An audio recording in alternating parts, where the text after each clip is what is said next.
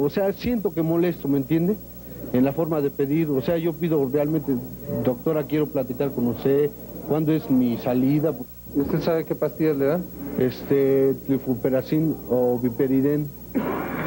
¿Y esas para qué son? Pues, no sé, no me siento yo bien, me siento algo achonzado, ¿me entiende? Con tomando pastillas. En 1993, 6 años después de estas denuncias, 60 Minutos volvió a entrar a los hospitales psiquiátricos para detectar si se continuaba suministrando de manera indiscriminada fármacos a los pacientes. Se descubrió que en el Hospital Psiquiátrico para Pacientes Crónicos Samuel Ramírez Moreno se estaba administrando un fármaco conocido como diazepam. Este medicamento, cuya fecha de caducidad había vencido hacía 5 años, increíblemente se estaba inyectando a los pacientes. Este medicamento desencadenó serias repercusiones en la salud de los internos. Pues hasta la fecha que yo estuve en el hospital, sí, se sigue utilizando. Nunca se dejó de administrar a los pacientes, a pesar de que, pues ya para 93, ya casi 5 años de caducado el medicamento, y se sigue utilizando. ¿Ustedes notaron cambios en los pacientes? Sí. Y no nada más nosotros, a veces hasta los mismos pacientes. Cuando uno conoce a un paciente ya de bastante tiempo y sabe más o menos cuáles son sus reacciones, y de repente nos damos cuenta pues que bueno que el paciente deja de dormir sus 8 horas normales, se presenta más alterado, agresivo, o en ocasiones se encuentra más deprimido, o sea, que no es normal en el paciente, uno va notando eso, ¿no? Porque ya los conoces más o menos cómo se comportan. Como hemos visto, todos los fármacos utilizados en la psiquiatría son de uso delicado. De su correcta administración depende un buen diagnóstico de la enfermedad, la aplicación del medicamento adecuado y un estricto control del paciente, tomando en cuenta que existe una gama extraordinaria de medicamentos. El 87% de los fármacos que se producen en el mundo proceden de países industrializados y solo 200 de los 10.000 laboratorios existentes acaparan más del 85% de la producción. Este gran monopolio promueve intensamente sus productos. Los laboratorios tienen tanto dinero que realmente están dirigiendo a los médicos. Es decir, llegan los visitadores médicos a ver al médico que lo va a atender, le traen toda la literatura médica, le informan, le dan los medicamentos, los invitan a congresos, etcétera, etcétera, pero le lavan el cerebro para decirle, ¿sabe qué? Ese es el medicamento maravilloso que usted le va a ordenar a su paciente. Entonces, el que está dirigiendo la medicina es el laboratorio, los laboratorios, ¿no? Es importante evitar el avance de una cultura hacia las drogas. Es necesario tomar las precauciones debidas ante la presión de los diferentes laboratorios. Lo primero que hago es resistir a la presión de la propaganda, porque casi siempre presentan la mejor cara del producto en la primera entrevista, y además se valen de medios muy convincentes, de tal manera que si no se está alerta, muy fácilmente puede uno caer en el esnobismo de utilizar un producto recién conocido sin tener bases suficientes para hacerlo. Actualmente existe una gran cantidad de fármacos que están sujetos a una investigación para determinar las repercusiones en el organismo. En general, los laboratorios mismos proveen de una serie de trabajos que ellos han auspiciado económicamente y en los cuales ya se ve el perfil terapéutico del producto.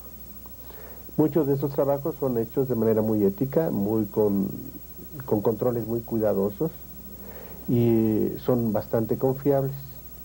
Algunos ya no lo son tanto, y de esto necesitamos estar alertas para tratar de desechar pues el polvo de la paja, ¿no? Quienes se dedican a la medicina deben exigir al laboratorio toda la información técnica, el comportamiento de la sustancia en el organismo, cómo se ingiere, cómo se metaboliza, cómo se elimina, efectos tóxicos, interacción con otros medicamentos, dosis máxima letal e investigar trabajos clínicos. Los casos que hemos presentado a lo largo de esta investigación muestran la dimensión que ha alcanzado esta creciente cultura hacia los fármacos, un mal que ha tocado sectores clave de nuestra sociedad, nuestra población infantil. Este programa no pretende satanizar los medicamentos utilizados en la psiquiatría, es solo una llamada de alerta ante la urgencia de un mayor control sobre los fármacos. Es necesaria una investigación profunda sobre aquellos medicamentos que pueden dejar secuelas trágicas para el organismo humano. Muchos de estos medicamentos están siendo utilizados en la calle y se han convertido en drogas callejeras de fácil acceso. Es imprescindible una mayor vigilancia en farmacias y tiendas donde se están obteniendo sustancias que solo deberían venderse con receta médica. De no fijarse restricciones más severas sobre el flujo de medicamentos, México podría convertirse en un gran consumidor de drogas que se encuentran bajo estricto control en otros países.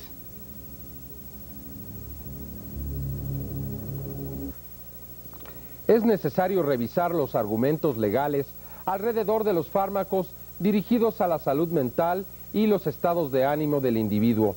Es necesario establecer medidas de control más estrictas que una simple receta médica. Es necesario revisar el movimiento de estas drogas en las calles y sobre todo tener una mejor conciencia sobre sus efectos, especialmente los secundarios. Lo grave no es que nos hagan olvidar o superar estados de depresión. Lo grave es que nos convertimos en adictos y en muchos sentidos se abandona la felicidad espontánea y se le condiciona a una pastilla. Y no solo la felicidad, sino la seguridad del individuo. Quien no se puede superar o superar sus estados de ánimo por sí mismo, siempre dependerá de un factor externo como un fármaco para lograrlo. Y eso es lo peligroso. Existen cuadros en los que no solo se recomienda, sino que es necesario acudir a uno de estos medicamentos para ayudar a una persona. Pero son casos específicos que requieren de una verdadera valoración. De otra manera, especialmente con la tendencia que tenemos para automedicarnos, se convierten en un serio peligro, sobre todo cuando es tan fácil conseguir estos fármacos en la calle. También es importante que los laboratorios, más allá del interés de tipo económico, revisen constantemente los efectos de tantas pastillas, especialmente aquellas que por alguna razón son rechazadas por la comunidad.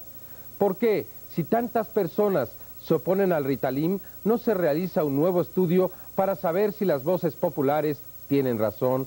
Y al mismo tiempo, los mismos laboratorios establecen un mecanismo que permita controlar a los pacientes y a los médicos que recetan sus productos.